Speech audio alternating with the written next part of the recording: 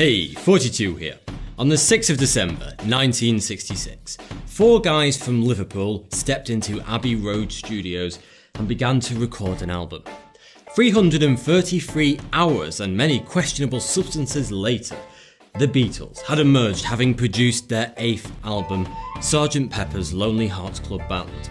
It would go on to sell over 32 million copies worldwide and be named the greatest album of all time by Rolling Stone magazine and many other publications. It was highly experimental, using mold-breaking techniques and a huge array of unusual instruments. The band had produced an emotional masterpiece that epitomised the so-called Summer of Love and was a true masterpiece of its time, yet it remains just as relevant and powerful today. Fast forward 44 years to 2010, and Justin Bieber released his hit single, Baby. This is generally considered to be a bad move. So what went wrong? How did we go from Bob Dylan to Britney Spears, from Led Zeppelin to Lady Gaga, and the Kinks to Katy Perry? But who am I to criticise the musical tastes of the vast majority of today's youth? Personally, my musical tastes are stuck in the middle of last century. But you may think that just makes me old-fashioned, stuck in the past, and I should probably move with the times. But here's the thing. There is far more to this than simple nostalgia, and when your parents keep telling you that the music died long ago, they may actually have a point. Because it turns out that science agrees with them. Over the past 30 plus years, researchers have been studying how trends in music have evolved.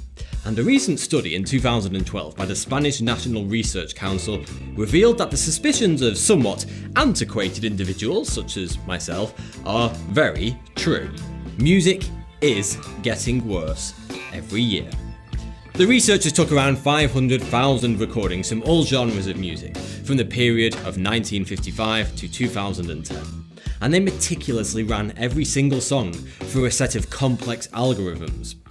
These algorithms measured three distinct metrics of each song: the harmonic complexity, the timbral diversity, and loudness. The most shocking result that the researchers found was that over the past few decades, timbre in songs has dropped drastically. Timbre is the texture, colour, and the quality of the sounds within the music. In other words, the song's richness and depth of sound. The researchers found that timbral variety peaked in the 1960s and has since been steadily declining. The timbral palette has been homogenized, meaning songs increasingly have less diversity with their instruments and recording techniques. This divide is clearly evident if we take what is widely considered to be the Beatles' masterpiece, A Day in the Life, which was recorded using an orchestra of 40 musicians. But this is not classical music, this is pop. The 5-minute piece contains violins, violas, cellos, double bass, harp, clarinets, an oboe, bassoons, flutes, French horns, trumpets, trombones, a tuba, and of course the four band members playing their usual instruments over the top. In contrast, Robin Thicke's Blurred Lines uses mostly one instrument, a drum machine. And yes, this is a rather extreme example, a song known for its one-dimensional but punchy bass line, but it represents an overall trend with modern pop music that the researchers found within their data. Instead of experimenting with different musical techniques and instruments, the vast majority of pop today is built using the exact same combination of a keyboard, a drum machine, sampler, and computer software. This might be considered as progressive by some people, but in truth it sucks the creativity and originality out of music, making everything sound somewhat similar. Do you ever flick through the radio and think to yourself, all these songs sound the same? Well, what the researchers found is that the melodies, rhythms, and even the vocals of popular music have become more and more similar to each other since the 60s. One facet of this homogenization of popular music was pointed out by musical blogger Patrick Metzger. Metzger noticed that hundreds of pop artists were using the exact same sequence of notes, in which there's a shift from the 5th note in a scale to the 3rd note and then back to the 5th. This sequence of notes is usually accompanied by a vocal wah-oh pattern. Metzger named this the millennial whoop, and it sounds like this. Whoa, whoa, whoa, whoa. The millennial whoop can be found in hundreds of chart-topping pop songs created over the past few years, and its usage is becoming more frequent all the time. From Katy Perry's California Girls to Justin Bieber's Baby, literally every single major pop star today has included the millennial whoop in at least one of their songs. But why? Well, quite simply, familiarity. Our brain likes familiarity. The more we hear the same sounds, the more we enjoy them. The millennial whoop has become a powerful and predictable way to subconsciously say to the masses, hey, listen to this new song, it's really cool. But don't worry, you will like it because it's also really familiar. Because you've actually heard it hundreds of times before. And in this wildly unpredictable world, this makes us feel safe. Sticking to the same cookie-cutter formula comforts people, and that's important. But what about lyrics? Well, I'm afraid it's bad news there too. Another study examined the so-called lyric intelligence of hundreds of Billboard chart-topping songs over the past 10 years. They used different metrics, such as the Fleischer-Kincaid Readability Index, which indicates how difficult a piece of text is to understand and the quality of the writing. This was the result. Over the past 10 years, the average lyric intelligence has dropped by a full grade. Lyrics are also getting shorter and tend to repeat the same words more often. We've gone from the absolute poetic beauty of Bob Dylan and Morrissey to, well, this and this. What if I also told you that the vast majority of chart-topping music in the past 20 years was written by just 2 people? What do Britney Spears, Taylor Swift, Ellie Goulding, Robin Thicke, Jessie J, Justin Bieber, Katy Perry, Ariana Grande, Justin Timberlake, Maroon 5, Pink, Leona Lewis, Avril Lavigne, Christina Aguilera, Kesha, The Backstreet Boys, Westlife, NSYNC, Adam Lambert and will.i.am all have in common? The answer? Their songwriter. I'm not saying 100% of their songs, but a good chunk of all these artists' songs were written by the same Swedish man, a Mr. Max Martin. This one man is single-handedly responsible for over 24 #1 singles and thousands of songs in the top 100 charts over the past decades. He has written universally recognisable tracks such as I Kissed a Girl, Baby One More Time, Since You Been Gone, California Girls, Shake It Off and so many more. And if Max Martin didn't write it, then American singer-songwriter Lucas Gottwald most probably did. Known professionally as Dr. Luke, together with Max Martin, they account for the lyrics and melodies behind the vast majority of pop music today. You've likely never heard of them, and that is very intentional. These 2 men are the hidden pop factories behind virtually every single band that is played on the radio today, and probably every musical act you grew up with if you're under 30 years old. And you wondered why everything sounds the same. There are still popular chart-topping musicians that write the entirety of their own music today, but you have to look really, really hard. Research has also shown that the hook, the part of the song that really grabs us and pulls us in, is occurring sooner in modern songs and they happen more often. Researchers believe this is because when it comes to music, our attention spans have drastically shortened. Unless a song instantly grabs us, our brain tends to shut off and ignore it, often skipping to the next song. This shortened attention span is a trend amongst people that has only occurred in the past 10 years. And it's believed to have been caused by the instant access to millions of songs at our fingertips. It used to be the case that if you wanted to hear a song, you had to go out and buy that one single or album, take it home and play it. You would probably play it countless times because you had spent so much money on so few songs. Over time, you would learn to appreciate all the subtle nuances throughout the album. And then the iPod happened, granting access to thousands of songs on one device, which eventually led to streaming. Today, we flick through songs on Spotify without much thought to each song's subtleties and unique talents. This has caused musicians and record companies to favour punchy bass lines that demand our attention and to stuff each song full of so-called hooks to instantly grab our attention and keep it for as long as possible. And they've also been doing something else in recent years to grab our attention. Something subtle, but so very powerful, yet so very, very wrong. For the past 20 years, music producers have been engaged in a war. The loudness war. The aim of this war is to produce louder music than your competitors, but how do you make music louder when the listener is in control of the volume, not the producer? Well, they use compression. You may have heard of dynamic range compression. It's the process of boosting the volume of the quietest parts of a song so that they match the loudest parts, thus reducing the dynamic range, the distance between the loudest part and the quietest part.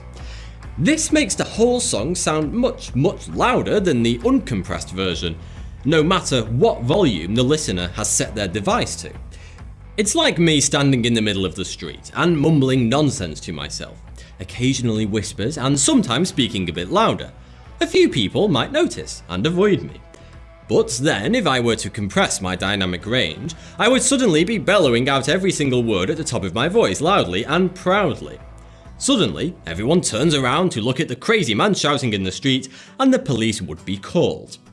But this is exactly why producers do it, as the market has become increasingly crammed with similar sounding pop music. Making your song shout louder than all the others ensures it will be heard amongst all the competition. But there's a big price to pay for loudness. Dynamic range compression, when abused as it often is today, is an absolute travesty when it comes to the art of creating music. Where physics is concerned, the rule is that you can't make a sound louder than the volume it was recorded at without reducing its quality. Compressing a song's dynamic range strips away its timbral variety.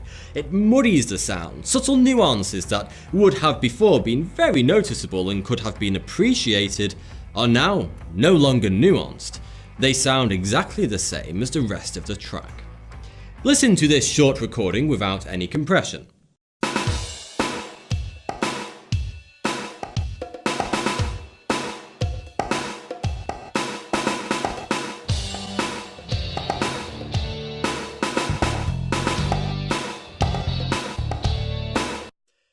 Now hear what happens when the dynamic range is compressed to match that of modern pop music.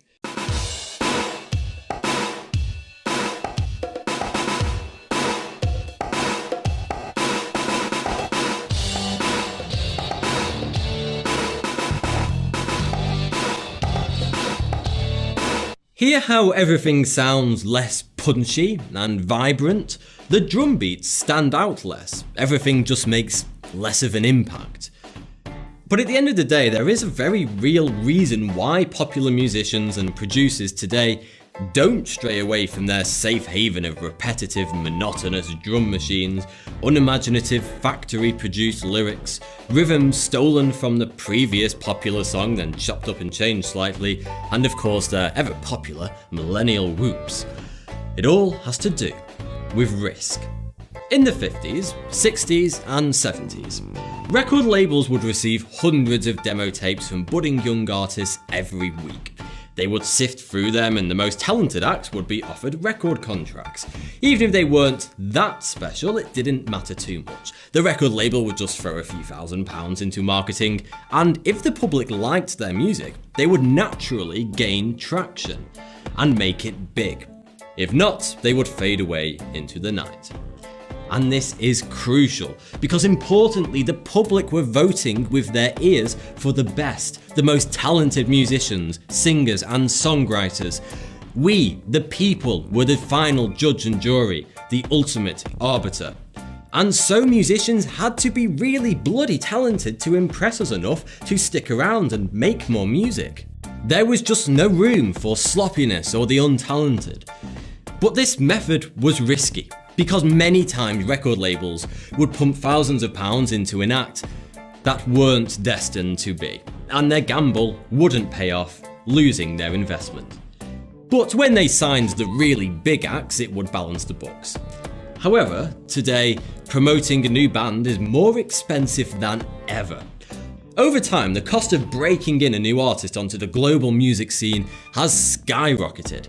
In fact, the IFPI reports that today, it costs anywhere between $500,000 and $3 million to sign a new act and break them into the music scene.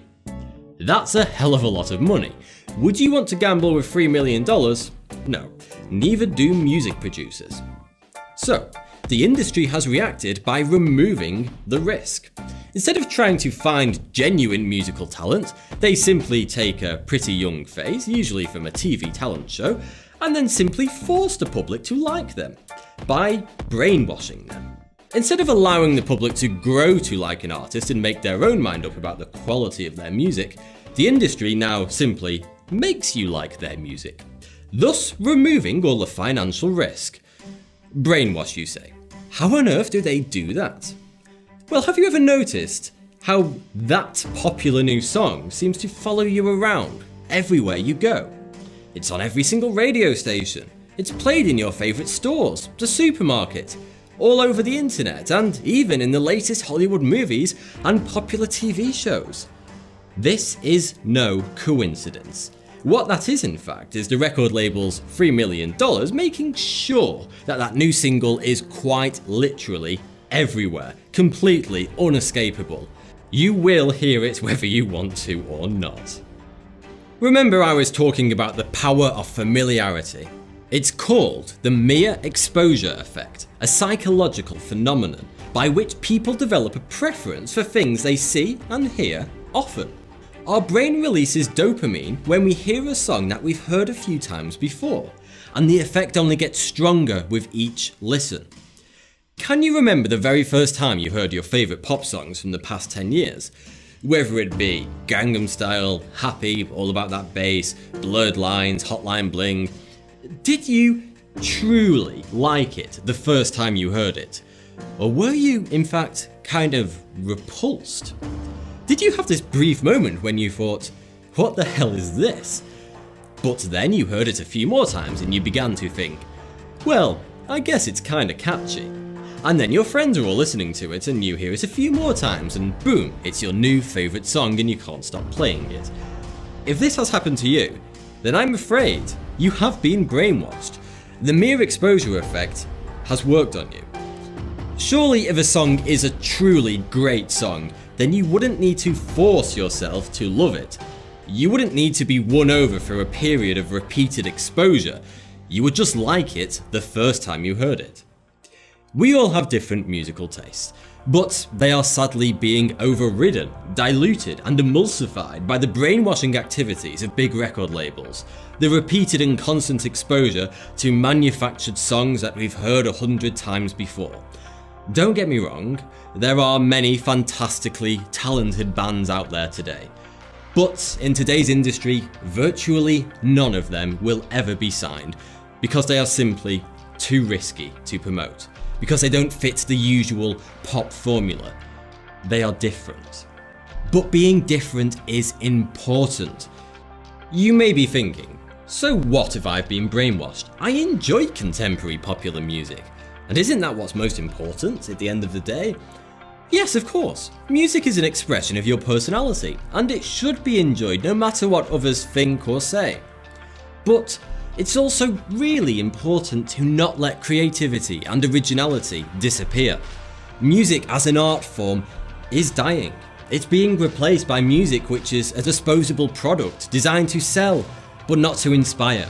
So we shouldn't be so complacent in allowing systematic, cold, factory-produced music to dominate, or else the beautiful, soulful and truly real music that we've all at some point loved and has been there with us through our darkest times and our happiest times could soon be a distant memory, never to be repeated.